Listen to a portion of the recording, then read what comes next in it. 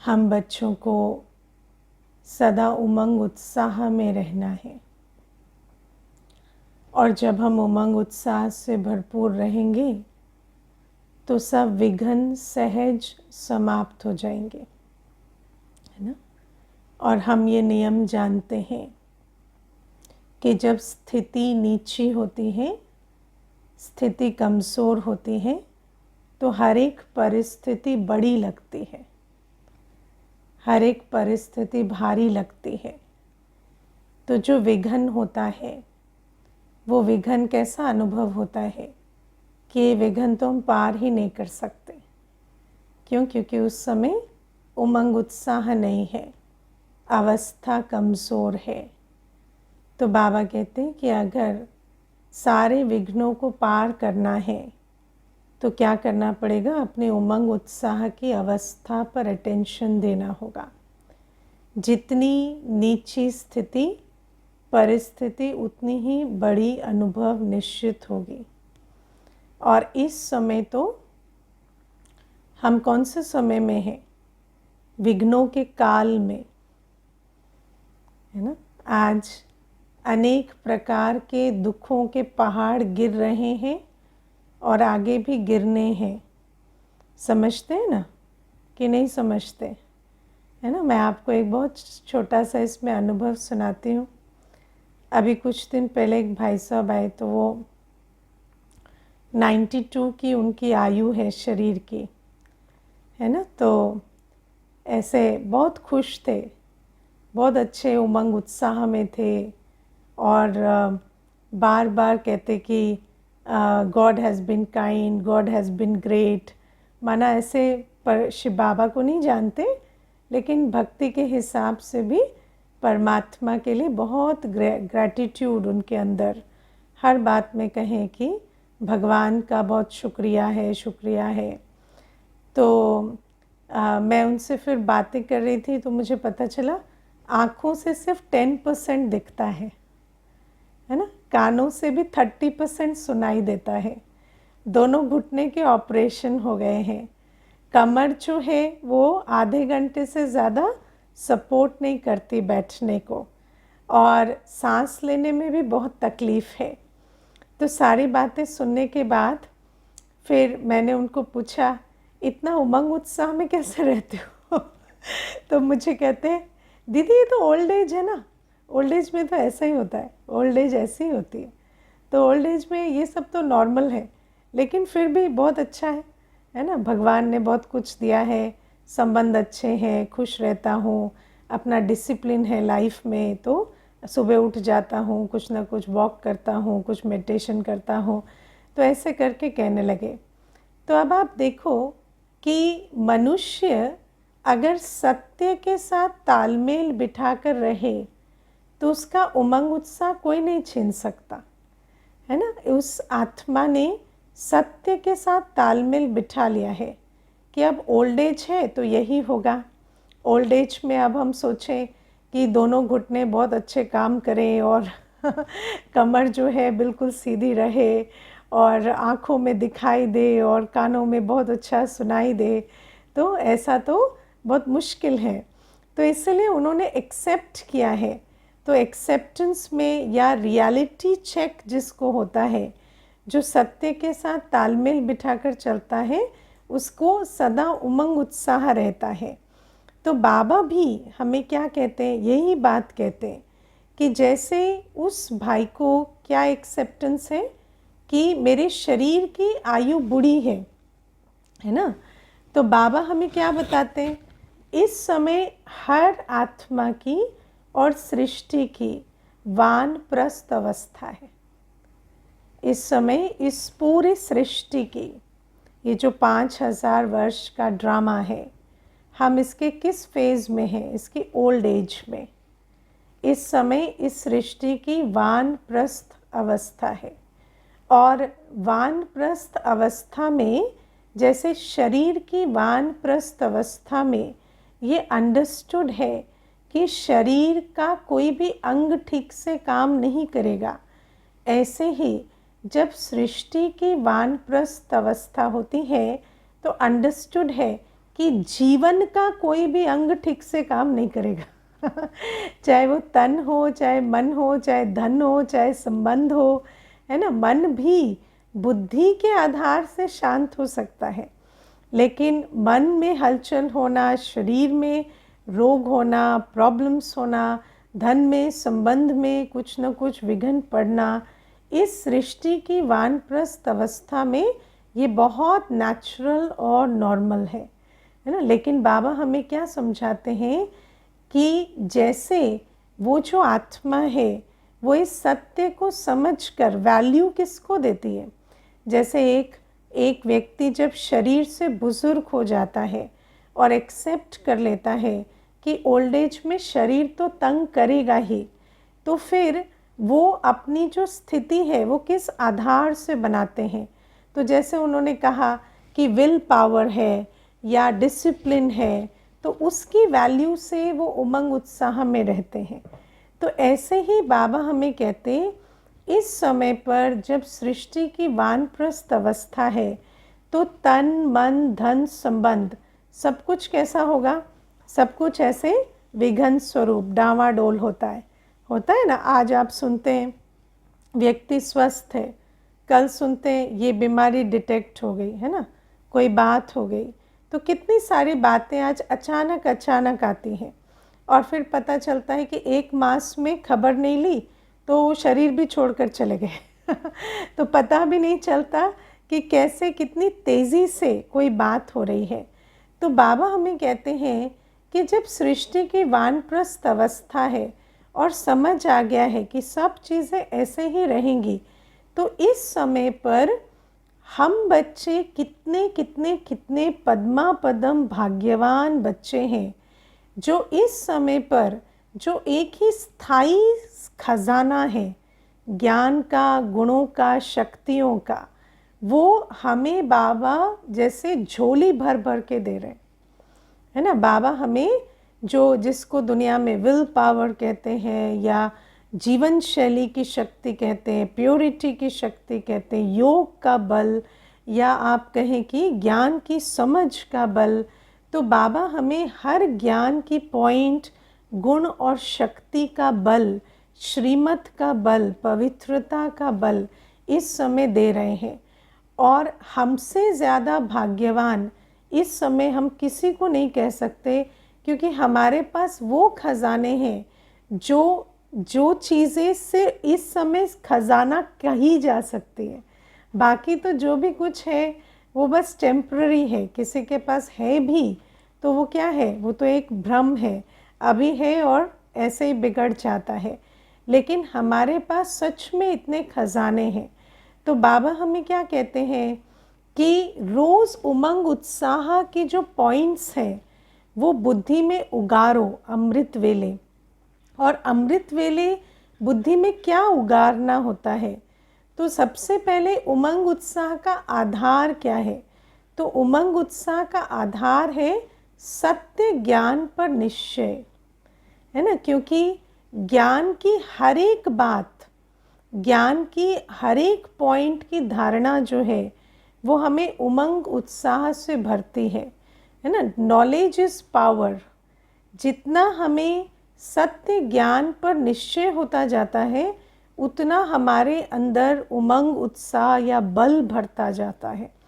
तो सुबह सुबह जब हम उठकर बाबा की याद में बैठते हैं तो इन बातों को उगारें। बाबा ने हमें ज्ञान दिया है कि मैं आत्मा अविनाशी हूँ, मैं आत्मा सदा गुण स्वरूप शक्ति स्वरूप हूँ, है ना। तो बाबा हमें कहते कि चाहे आत्मा के अंदर कितने भी, देखो आप कभी विचार करके देखो, 63 जन्म भी आत्मा के अंदर संस्कार बनते हैं ना, तो भी उन संस्कारों के नीचे ओरिजिनल संस्कार रहते हैं, वो ख़त्म नहीं होते। तो मैं आत्मा सदा ज्ञान स्वरूप, सुख स्वरूप, शांत स्वरूप हूँ। बस मर्ज और इमर्ज का खेल है। मैं अभी अगर ज्ञान स्वरूप में स्थित हो जाऊं तो मैं अपने संपूर्ण पवित्र स्वरूप, शांत स्वरूप, स्नेह स्वरूप को इमर्ज करके रख सकती हूँ। तो बाबा हमें ये ज्ञान की पॉइंट देते हैं कि मैं आत्मा अविनाशी हूँ, मैं आत्मा गुण स्वरूप हूँ, शक्ति स्वरूप हूँ।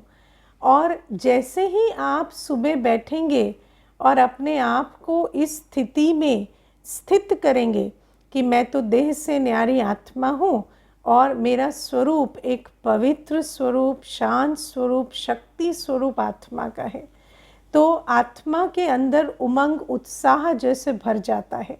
और जो भी बातें हमें बहुत बड़ी लग रही थी वो जैसे अचानक छोटी हो जाती हैं, क्योंकि हम आत्मा जैसे अपने बड़े स्वरूप में स्थित हो जाते है ना, तो बातें छोटी हो जाती। तो बाबा हमें कहते, और मैं तो हमेशा ये सोचती हूँ कि जब मैं ज्ञान में भी आई तो सबसे बड़ी बात जो हमें मालूम पड़ी वो ये कि मैं आत्मा अपने मन बुद्धि की मालिक हूँ, है ना। मैं चाहूँ तो मन में कोई संकल्प चलाऊँ, मैं चाहूँ तो ना चलाऊँ, मैं चाहूँ तो बुद्धि का योग कहीं से लगाऊँ, मैं चाहूँ तो ना लगाऊँ, है ना। आज देखो एक ऐसे ही बात हो रही थी एक माता से, तो वो मुझे कह रही थी कि मेरी बहन है यूएस में, वो कहती है कि आप है ना हर चीज़ में ज़्यादा घुस जाते हो, तो आपको बाउंड्री सेटिंग करने की ज़रूरत है। तो वो मुझे कहती है कि दीदी देखो, अभी वो तो यूएस में रहती है, वहाँ पर क्या है कि किसी ने फ़ोन करके, कोई बिना फ़ोन किए कोई आता नहीं है ना। वहाँ पर तो हर एक किसी को कोई जाता है, मिलता है तो पहले से प्लान करते हैं, अपॉइंटमेंट लेते हैं, और वहाँ कोई ऐसे आसपास भी ज़्यादा नहीं है कोई, तो उसके लिए तो बाउंड्री सेटिंग बहुत इजी है।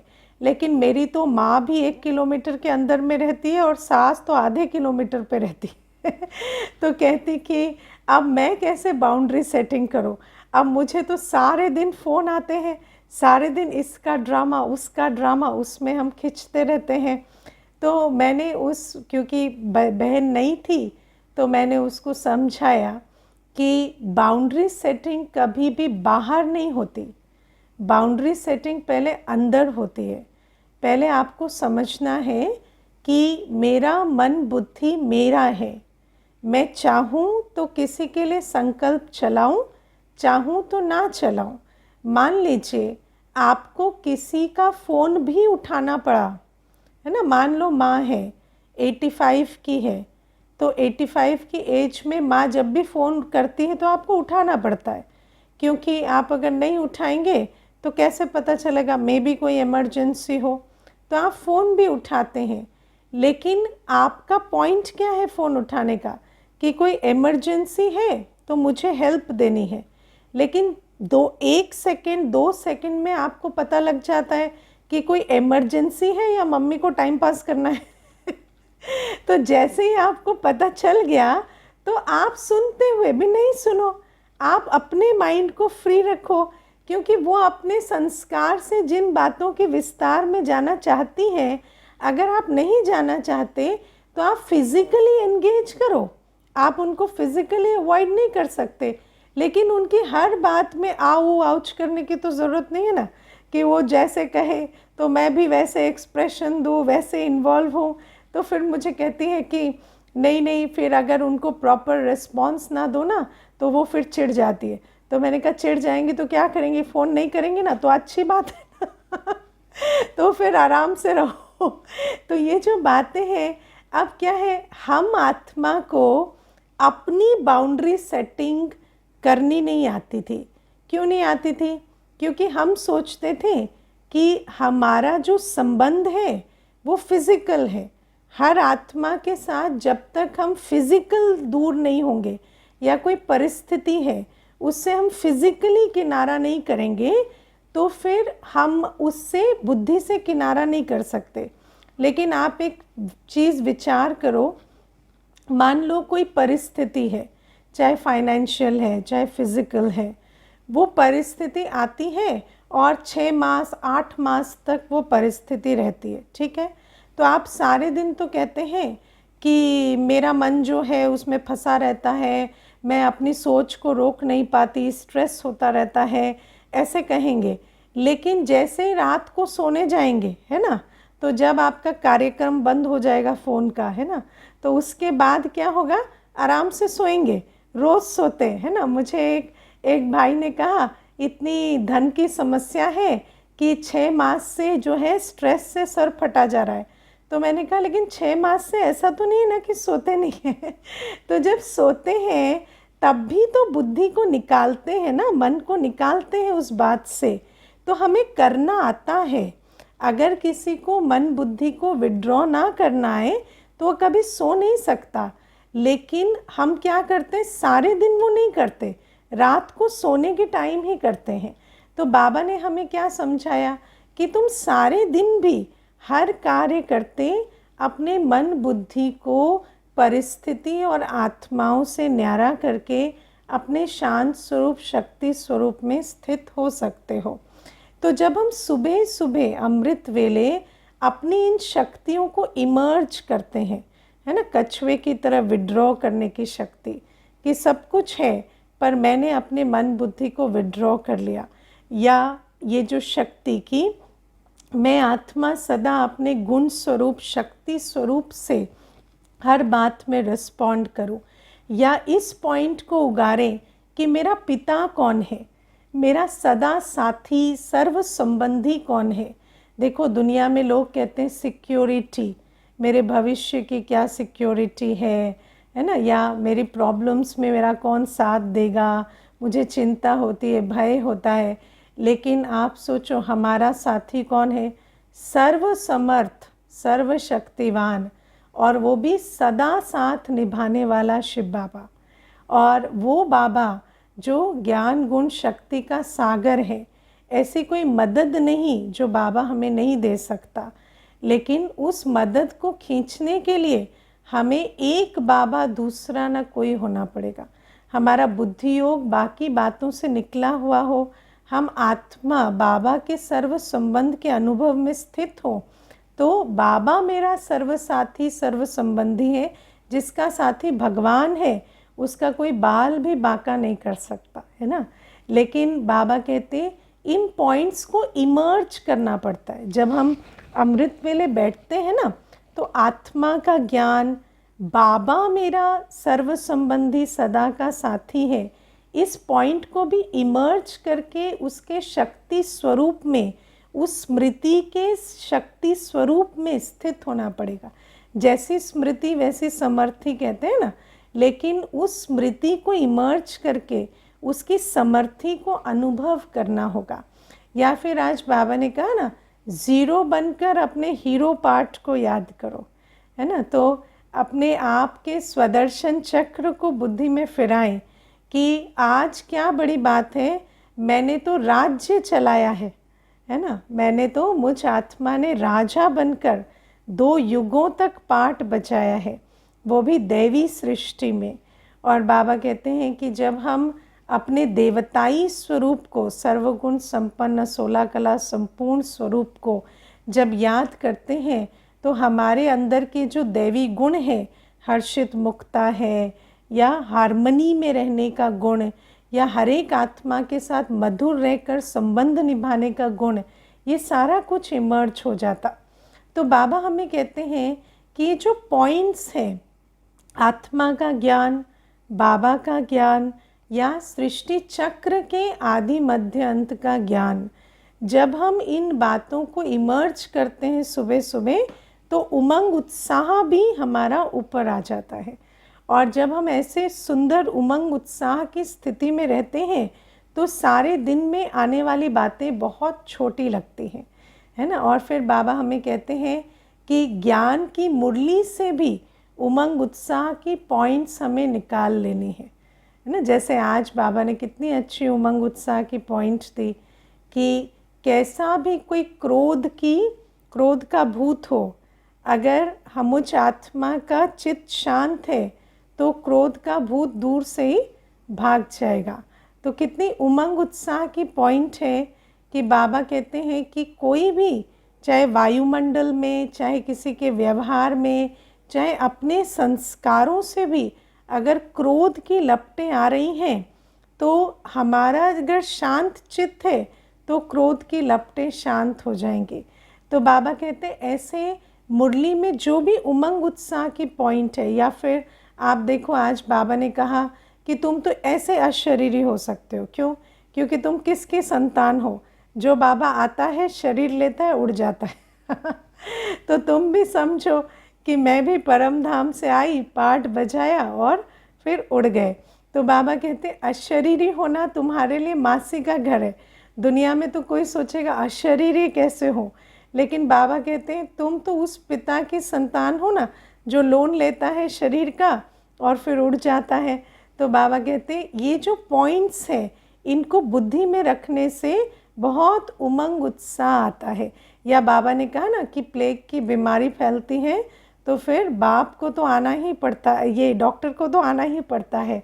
तो कल्प कल्प देखो, मैं कभी कभी सोचती हूँ कि पूरे कल्प में कुछ भी होगा, लेकिन कल्प के अंत में, हर कल्प में बाबा आकर मुझे हाथ पकड़कर पार ले जाएगा तो कितनी बड़ी उमंग उत्साह की बात है कि मुझे कभी भी किसी भी कल्प में कोई चिंता करने की बात नहीं है, क्योंकि मैंने कल्प का अंत देख लिया है। आप सोचो, अगर आप किसी फिल्म का अंत देख लो, है ना, मानो बहुत सस्पेंस है, बहुत थ्रिल है उस फिल्म में, लेकिन अगर लास्ट में आपने अंत देख लिया है ना, कि सब कुछ ठीक हो जाएगा, तो आपको फिर उसमें कुछ भी और एक्साइटमेंट नहीं होगी। कोई भी बात देखेंगे तो उसमें कोई आपका दिल ऊपर नीचे नहीं होगा, कुछ भी हलचल नहीं होगी।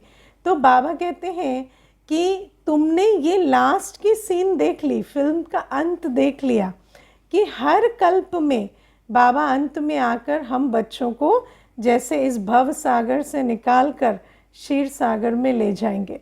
तो बाबा कहते हैं कि ऐसे जो उमंग उत्साह की पॉइंट्स हैं, मैं तो हमेशा सोचती हूँ, देखो जीवन में कभी कभी ऐसे भी याद आता है ना कि बचपन में ये हुआ, या इसने ये कर दिया, या ये वाली अपॉर्चुनिटी मिस हो गई, या कोई बात ऐसी है ना जो, और आजकल तो आती नहीं, लेकिन जैसे शुरू शुरू में ज्ञान में आती थी, तो फिर मैं सोचती थी कि देखो ये सब कुछ हुआ, लेकिन उसके बाद तो बाबा मिल गया, और हर कल्प ऐसा होगा, तो कोई टेंशन की बात नहीं है कि सब कुछ होगा लेकिन फिर बाबा मिलेगा और हर चीज़ पर्सपेक्टिव में आ जाएगी और चित्त शांत हो जाएगी। तो बाबा हमें कहते हैं रोज़ अपने आप को उमंग उत्साह से भरो। और उमंग उत्साह से क्यों भरना है, वो सबसे इम्पॉर्टेंट चीज़ है, क्योंकि हमें रिएक्टिव नहीं क्रिएटिव होना है ना। बाबा हमें कहते हैं कि विघ्नों से, देखो सारी दुनिया क्या कर रही है, सारी दुनिया का सारा टाइम, आज आप देखो, आप किसी भी मनुष्य को अपने घर में, लौकिक परिवार में जो ज्ञान में नहीं चलते, या आस पड़ोस में किसी भी आत्मा को देखो, कोई भी बैठा नहीं है ना, सब बिज़ी हैं, सुबह से लेकर रात तक बिज़ी है। किस चीज़ में बिज़ी है? हर बात को रेस्पॉन्ड और रिएक्ट करने में बिज़ी है ना। बातें आ रही, बातों का अंबार आ रहा है ना। कई बार तो हम किसी को कोर्स करने के लिए कहते हैं ना, तो वो हमें इतनी सारी बातें अपनी बता देते हैं कि हमें भी लगता है हाय ये तो कोर्स नहीं कर पाएंगे है ना। एक बार एक माता को मैंने कहा आप कोर्स कर लो, तो कहती है 3 बच्चे हैं, एक बिना नौकरी के बैठा है, डिप्रेशन में है, दूसरा जो है उसकी टांग टूट गई है, तीसरा जो है उसकी पत्नी जो है वो डिवोर्स मांग रही है। अब दीदी मुझे बताओ, सारे दिन खाना मैं बना रही हूँ, सारी बातें मैं संभाल रही हूँ, चिक चिक चिक चिक, वो जो डिप्रेशन वाला है वो तो जीने ही नहीं देता, चुप ही नहीं होता। अब ऐसे घर को छोड़ के मैं कैसे आ जाऊँ 1 घंटे? पता चला एक कुछ ना कुछ दुर्घटना हो गई मेरे पीछे से, है ना। तो मेरे मन में आया सच में इनकी तो बहुत बड़ी समस्या है ना। फिर मैंने उसको कहा देखो बहन जी, मुझे नहीं पता आप कैसे करोगे, मुझे तो ये पता है ये करना ही पड़ता है ना, लेकिन कैसे मुझे मत पूछना, मेरे पास भी सल्यूशन नहीं है, लेकिन आपको करना ही पड़ेगा। अगर आपको सल्यूशन चाहिए तो यही करना पड़ेगा। तो क्या है कि कई बार जब आप दुनिया की बातें सुनते हैं तो आपको लगता है इनका एक तो हॉस्पिटल में पड़ा है, एक डिवोर्स केस लड़ रहा है, एक ये प्रॉब्लम में, एक उसमें, तो कैसे ही ये भी ना अपना कुछ सदगति करें। लेकिन बाबा कहते हैं कि ऐसी दुनिया में जहाँ पर हर आत्मा सुबह से रात तक तंग है, बिजी है, किस बात में बिजी है? विघ्न आते हैं और वो विघ्नों से लड़ने में बिजी हैं। और विघ्नों से इतना लड़ना क्यों पड़ता है? क्योंकि आत्मा का ज्ञान स्वरूप, गुण स्वरूप, शक्ति स्वरूप बहुत पीछे है। आत्मा न तो फुल स्टॉप लगा पा रही है, ना बाबा की याद में रहकर अपने चित्त को शांत कर पा रही है, ना वो आत्मा जान पा रही है कि जिस परिस्थिति में कुछ कर ही नहीं सकते उसमें सोचना क्यों है, और जो कर सकते हैं वो अपना बेस्ट करें। तो ये जो बातें हैं, इसी कारण से विघ्न आते हैं और विघ्नों से लड़ने में हमारा बहुत सारा समय या सारा ही समय चला जाता है।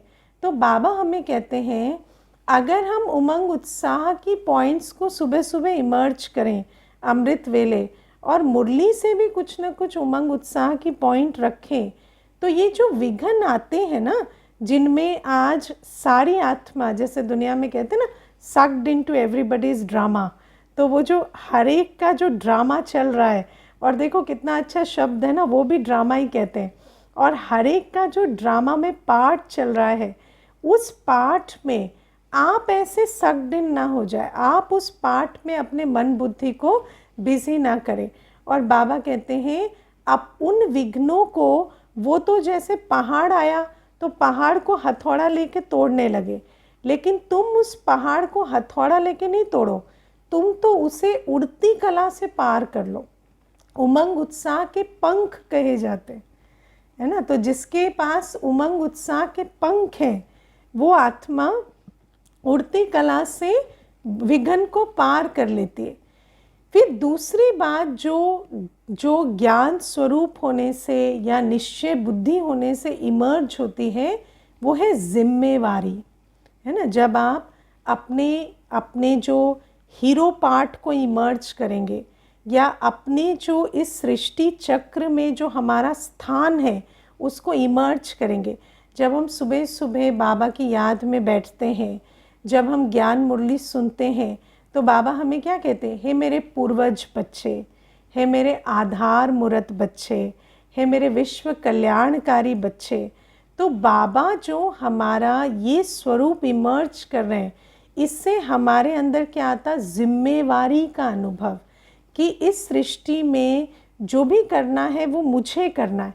देखो एक भाई है, वो एक्टिविस्ट है ना, बहुत पेड़ पौधों पंछियों के लिए बहुत काम करता है। तो एक बार उससे मेरी मुलाकात हुई थी, तो मैंने उसको कहा कि सारे दिन पेड़ पौधे पंछी के साथ इतना काम करते हो आपको मोटिवेशन कैसे आती है?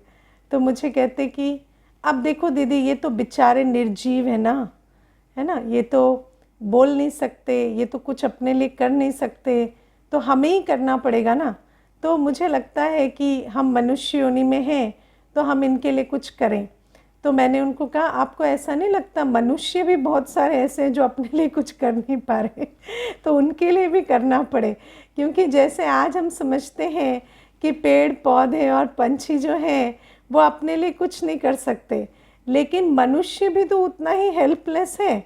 लेकिन अगर आप एक पेड़ को या पंछी को या पौधे को ठीक करेंगे तो बस एक को ठीक करेंगे, है ना, एक पेड़ को उगाएंगे, एक पंछी को दाना देंगे। लेकिन अगर आप एक मनुष्य की आत्म जागृति कर देंगे तो वो मनुष्य फिर 10 मनुष्य और पेड़ पौधे पंछी, क्योंकि पेड़ पौधे पंछी जो है वो तो वाइब्रेशन को रेस्पॉन्ड करते हैं ना। तो जब एक एक आत्मा का कल्याण होता है तो बाबा कहते चढ़ती कला तेरे भाने सर्व का भला। जब एक आत्मा अपनी स्थिति बदलती है, अपनी वाइब्रेशन बदलती है, तो प्रकृति को और हर आत्मा को उसका फ़ायदा होता है। आप विचार करो, मेरे लौकिक घर में मैंने देखा रोटियां बनती थी तो 4 रोटी निकालते थे, है ना, एक कुत्ते की, एक गाय की, एक पता नहीं किसकी, कौवे की तो ऐसे करके पहले 4 रोटियां निकाल के पहले उनको देकर आते, फिर खाते थे। आज तो मनुष्य खुद ही खाना नहीं बनाता तो वो पिज़्ज़े खा रहा है ना, और फिर वो गाय जो है वो प्लास्टिक खा रही है या वो कार्डबोर्ड खा रही है। तो अब मनुष्य जब अपना कल्याण करेगा, जब अपने हाथों में ताकत आएगी, अपनी मनसा में ताकत आएगी, तो विश्व कल्याण भी तो ऑटोमेटिक होता है। तो बाबा हमें कहते हैं कि ये जो संस्कृति भी थी, ये क्यों थी? क्योंकि मनुष्य रोटी बना, आज तो देखो क्लास कोर्स कराना पड़ता है कि भाई घर में भोजन बनाओ, भोग लगाओ, है ना, क्योंकि मेजॉरिटी तो भोजन ही नहीं बना रहे, बाहर से खरीद खरीद के खा रहे। तो बाबा कहते हैं जब ये बातें मनुष्य समझे तो प्रकृति का और सर्व आत्माओं का कितना कल्याण हो। तो बाबा हमें ये समझाते हैं कि जब हम उमंग उत्साह में रहते हैं और जब हम ज्ञान स्वरूप होते हैं तो हमें जिम्मेवारी का भी अनुभव होता है। जितना आप स्वदर्शन चक्र फिराएंगे, जितना आप अपने आत्मिक स्वरूप में स्थित होंगे, बाबा की याद में स्थित होंगे ना, तो आपको रियलाइजेशन होगी कि इस विश्व के कल्याण के लिए मैं ही जिम्मेवार हूँ। मैं नहीं करूँगा तो और कौन करेगा? तो फिर आप अपना तन मन धन समय श्वास शक्ति लगाएंगे, विश्व कल्याण के अर्थ लगाएंगे, कुछ ना कुछ अपना टाइम एनर्जी थॉट धन पैसा लगाएंगे सेवा में। तो बाबा कहते हैं जब वो होगा ना, तब जाकर विश्व कल्याण होगा। तो उमंग उत्साह में रहने से हम रिएक्टिव से क्रिएटिव होते हैं।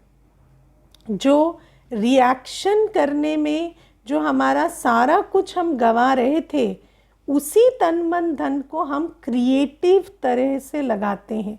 और बाबा कहते हैं कि हर आत्मा को उसके स्वधर्म, उसके स्वपिता की याद में जब हम स्थित करने का पुरुषार्थ करते हैं और वो सेवा करते हैं, तो आत्माओं के कल्याण से विश्व कल्याण होता है। तो इसीलिए बाबा कहते हैं कि उमंग उत्साह में रहना बहुत ज़रूरी है अगर हमें रिएक्शन से छूटना है और जिम्मेवारी समझकर क्रिएटिव कार्य में लगना है।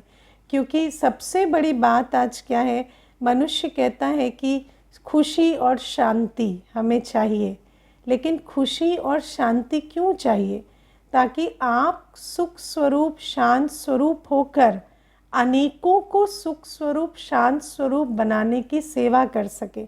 इसलिए नहीं कि आप सुख स्वरूप शांत स्वरूप होके 2 पिक्चरें देख के अपना सुख शांति फिर गंवाएं, है ना। क्योंकि आजकल मनुष्य जो है वो सुखी शांत होकर क्या करे वो नहीं जानता। तो जैसे ही सुखी शांत होता है और ही पाप कर्म करके और उस खाते को भी गंवा देता है। इसीलिए बाबा हमें कहते हैं कि पहले तो उमंग उत्साह रखना है, विघन को सहज पार करना है उड़ती कला में, और फिर जब विघन को पार करने में समय शक्ति नहीं जा रहे हैं तो फिर उसी समय शक्ति तन मन धन को हमें सेवा अर्थ लगाकर विश्व कल्याण करना है। तो ये आज बाबा की मुरली। और बाबा आज हमें कहते हैं कि कोई कोई पढ़ते पढ़ते रफू चक्कर हो जाते हैं, माया हाथ छुड़ा देती है ना। तो बाबा कहते हैं इतना अच्छा ज्ञान है, और मैं ऐसा समझती हूँ कि बाप का ज्ञान का ज्ञान तो बहुत ज़रूरी है, लेकिन माया का भी ज्ञान बहुत ज़रूरी है। क्योंकि बाबा हमें रोज़ मुरली में माया की तरफ भी अटेंशन खिंचवाते हैं। पता ही नहीं चलता कब देहाभिमान आता है, पता ही नहीं चलता कब कोई संकल्प शुरू हो जाते हैं, पता ही नहीं चलता किस तरफ मन बुद्धि मुड़ जाती है, और फिर वो जो कर्म की गति है वो उल्टे तरफ चलने लगती है। और पता नहीं क्या ये बात है कि आज आत्मा को अपने कर्म बिल्कुल नहीं दिखते, है ना। मुझे कल एक माँ बेटी आए थे, तो बेटी कहती है कि मुझे माँ कहती घर से निकल जाओ। तो मैंने माँ को कहा आप घर से निकलने को कहते हो इसको? तो मुझे कहती है दीदी दिन में 1000 बार कहती है मैं चली जाऊंगी, मैं चली जाऊंगी, मैं छोड़ दूंगी। तो कल मैंने पूछ लिया कब जा रही हो? तो कहती 10 दिन से रट लगा रखी थी, कोई भी बात होती है कहती है मैं चली जाऊंगी, मैं चली जाऊंगी। तो कल मैंने ऐसे ही कह दिया बातों बातों में, कब जा रही हो? तो कल से मेरे पीछे पड़ गई कि तुम कहती हो चली जाओ। तो मैंने बेटी को कहा आप ऐसा कहते हो? तो कहती है हाँ तो कहती हूँ, पर ऐसे थोड़ी कहती हूँ, ये तो मुझे कह रही है कब जा रही हो, तुम्हारी टिकट कब की कर दे। तो ऐसे कोई माँ कहती है क्या?